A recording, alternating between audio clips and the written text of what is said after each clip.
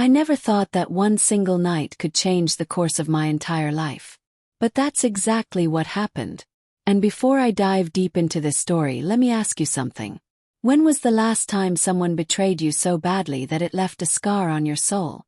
Think about it while I take you with me on this journey, because trust me, this one is going to be unforgettable. My name is Alina. I'm 27 years old, and for most of my life, I believed I was the kind of person who could endure anything. Heartbreak, financial struggles, family problems. I thought I had faced it all. But what I didn't know was that the real storm was still waiting for me. It all began on a Friday evening. The sky was unusually quiet, almost too quiet, and I was getting ready for what I thought would be a romantic dinner with my fiancé, Daniel. We had been together for almost 5 years, and our wedding was just 2 months away. I had already picked my dress, booked the venue, and told all my friends. I thought I was living in a fairy tale. But fairy tales, as I later learned, don't exist. Only illusions do. That evening, I reached the restaurant 15 minutes early. I wanted to surprise him. I ordered his favorite wine, set up the candles, and even rehearsed in my mind how I would tell him that I had finally been promoted at work. I couldn't wait to see the look on his face when he realized that our future was about to get even brighter. But what happened instead ripped my heart into pieces. Daniel walked in, yes. But he wasn't alone. His arm was around another woman, a woman I recognized instantly. My best friend, Clara. First I froze. My brain refused to process what my eyes were seeing. Clara, the girl who had been my shadow since college. Clara, the one I trusted with all my secrets, who had held my hand through my darkest days. And now here she was, holding the man who was supposed to be mine forever. I didn't scream. I didn't cry. I didn't even move. I just sat there, watching them laugh, watching his hand slide down her back, watching her lean on his chest like she had every right in the world. That's when Daniel noticed me. His face went pale, and so did hers. For a split second I thought maybe this was a misunderstanding. Maybe there was an explanation. But the silence that followed told me everything I needed to know. Do you want to know the worst part? Neither of them said a word. Not one apology, not one excuse, not even an attempt to lie. They just stood there, guilty but shameless, as if I was the one interrupting their night. I left the restaurant without finishing my wine, without saying a single thing. On the outside I must have looked calm. But inside, something dark had awakened in me. That night, lying alone in my bed, I made a promise to myself. A promise that I would not cry myself to sleep every night. A promise that I would not let them walk all over me. A promise that revenge, slow, sweet, and unforgettable, would be mine. The next few days were brutal. My phone kept buzzing with messages from Daniel and Clara, but I ignored them. I wanted them to feel the silence, the void, the weight of my absence. But I also knew that silence wasn't enough. No, silence was too easy. I wanted something bigger, something that would cut them as deeply as they had cut me. So I began planning. Revenge is not something you rush into. It's an art. A dangerous, beautiful art. And if you want to execute it perfectly, you have to be patient. You have to be cold. And you have to make sure the other person never sees it coming. Daniel worked in finance. He prided himself on being sharp, calculative, and untouchable. Clara, on the other hand, had recently started her own boutique. She relied heavily on social media, networking, and reputation. The irony was delicious. Daniel's weakness was money, Clara's weakness was image. And I was about to attack them both, one by one. The first step was to gather information. I hacked into Daniel's emails, something I had never even thought of doing before. And what I found made my blood boil. He wasn't just cheating on me emotionally. He was financially betraying me too. All those joint savings we had kept for our wedding. He had already moved a large chunk into a private account under Clara's name. My best friend. The woman I had trusted with my keys, my clothes, my soul. But I didn't lose my temper. Not yet. Instead I smiled. Because now I had exactly what I needed, leverage. While Daniel and Clara were busy parading their love in public, I was quietly creating a storm behind the scenes. I contacted one of Daniel's biggest competitors in the market, anonymously of course, and sent them proof of his shady transactions. And Clara. I created fake accounts that began exposing the lies behind her boutique brand. How most of her designs were copied. How her so-called success story was built on fake narratives. The internet loves drama, and once people smelled blood, they pounced. Within weeks, Daniel's company began collapsing. His so-called colleagues turned against him. His clients stopped trusting him, and rumors spread like wildfire. Clara's boutique, once buzzing with activity, became a ghost town.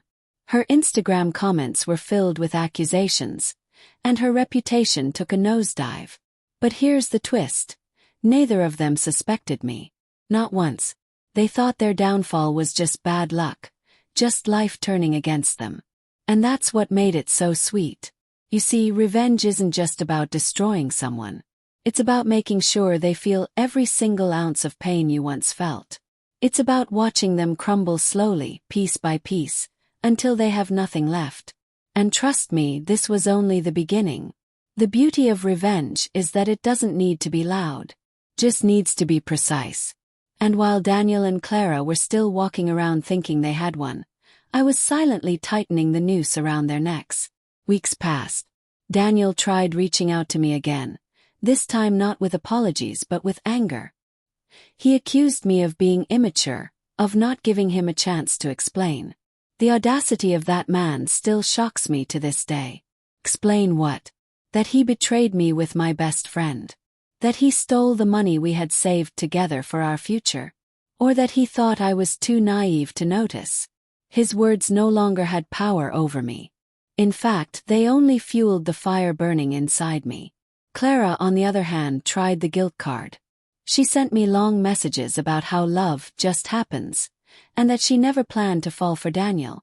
She wanted me to understand that she couldn't help herself. Love just happens. Well, love doesn't happen in secret behind your best friend's back. Love doesn't steal, lie, and stab you when you're not looking. What they had wasn't love. It was selfishness, pure and simple. By this point, I had already set things in motion.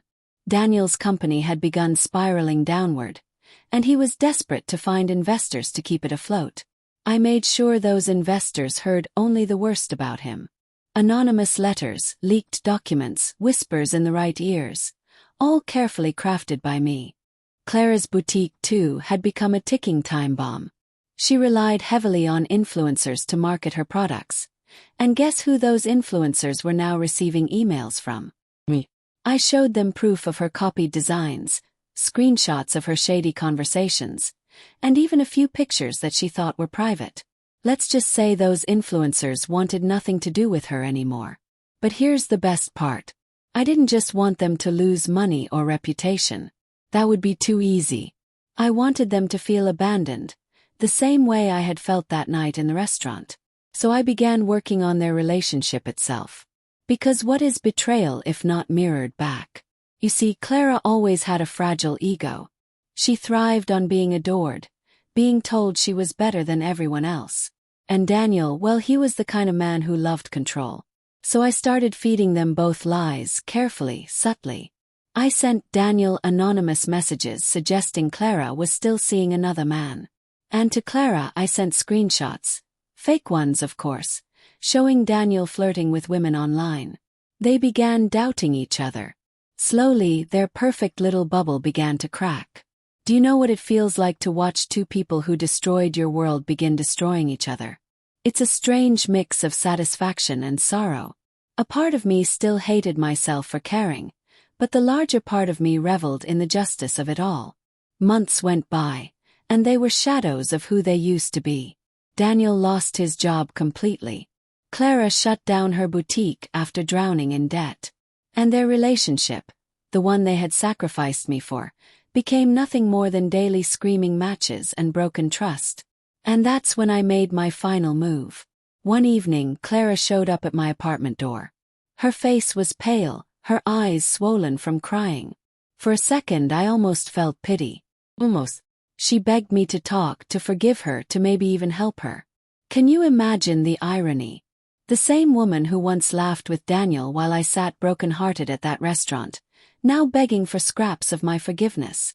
I let her in. I listened to her story. She told me Daniel had left her, that she had nothing left, that everyone hated her. She said she wished she could go back in time and undo everything. And as I listened, I realized something important. Revenge had already been served. I didn't need to scream at her. I didn't need to hurt her any further. Life had already done the job for me. But I couldn't let her go completely unscathed. So before she left, I said one sentence. A sentence that I knew would haunt her forever. Clara, you didn't just lose Daniel or your boutique. You lost me. And losing me was the worst mistake you ever made. She froze, tears dripping down her cheeks, before walking out of my life forever. Daniel I never saw again. Last I heard, he had moved out of the city, trying to rebuild from scratch.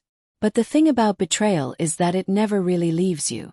Wherever he goes, whatever he does, he'll always remember how easily his empire crumbled. And me. I rebuilt. Slowly, painfully, but stronger than before. My promotion at work turned into a new career path. I made new friends, real ones this time. And I learned a lesson that I will carry with me for the rest of my life. Sometimes the best revenge isn't about destroying others. It's about rising so high above them that they can never touch you again. So let me ask you, if you were in my shoes, would you have taken revenge the way I did? Or would you have walked away and left it to karma? Think about it and let me know in the comments. And don't forget to like and subscribe, because trust me, the stories I have for you are only going to get darker, deeper, and more unforgettable.